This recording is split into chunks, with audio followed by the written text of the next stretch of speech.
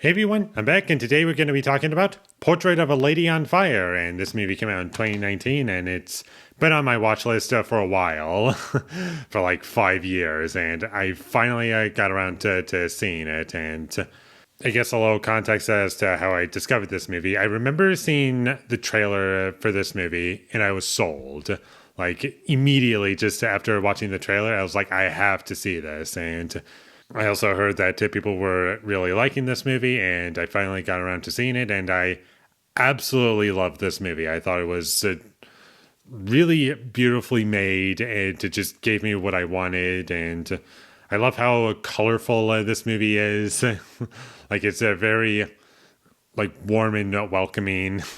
Like that's always something that is appealing for me, and overall the movie just looked really great. And at points, this movie it did remind me of Barry Lyndon at a couple points, just like visually speaking, because just about every shot in Barry Lyndon, if not every shot in Barry Lyndon, looks like it's from a painting, and that rings true for this movie at points.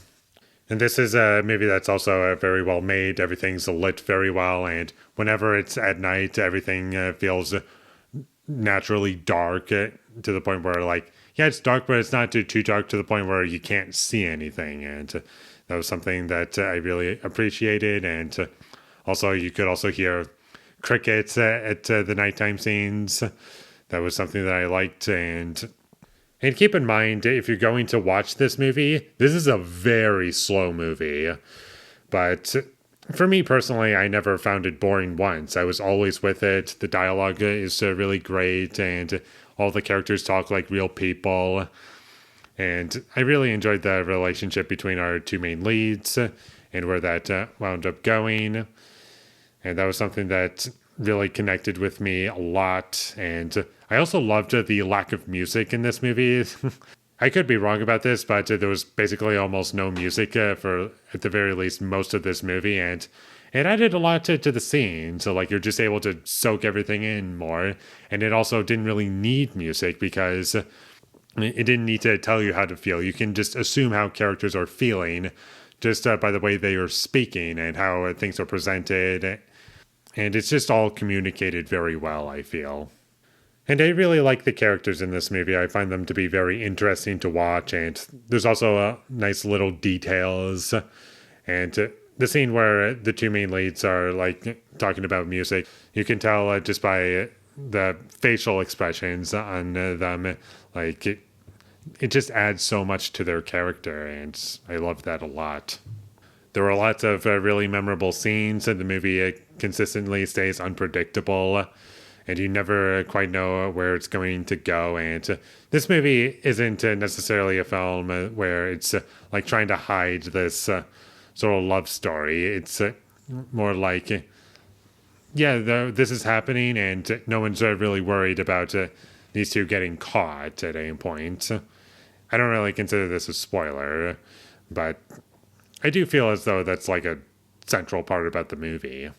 And one little detail that I did notice is when we were outside and it was windy out, some of the characters, the women were wearing like cloths as like gaiters. And I just thought to myself, I've never seen that before. Or maybe I have and I just don't remember. But that was just something that stood out to me. I was like, I have to write that down. Otherwise, I'm going to forget. Like, it makes sense why you would do that. I'm not taking off points because it showed me something I haven't seen before, or at least to me it makes sense. And my only issue with this movie is that there was one shot where there was like fire that didn't look convincing, like it looked like CG fire to me. But it's really my only issue, just one shot that I don't like that has CG fire. But aside from that, love this movie, loved everything about it, love the things that it was trying to explore, and the plot. It's very simple, and it's very slow, but it works. It's one of those movies that just works while you're watching it. So I would definitely highly recommend that you check this movie out whenever you get the chance. And with all that being said, I'm going to give Portrait of a Lady on Fire A 10 out of 10. And I'm just now noticing that at this moment in time, there are 4 movies that came out in 2019 that I've rated 10 out of 10. Well, at this point, there are 10 out of 10 movies after watching them a few times since I've posted my review. Like this, Waves, The Lighthouse, Once Upon a Time in Hollywood. Like, those are all 10 out of 10 movies for me, and I can definitely go back to those movies at any point.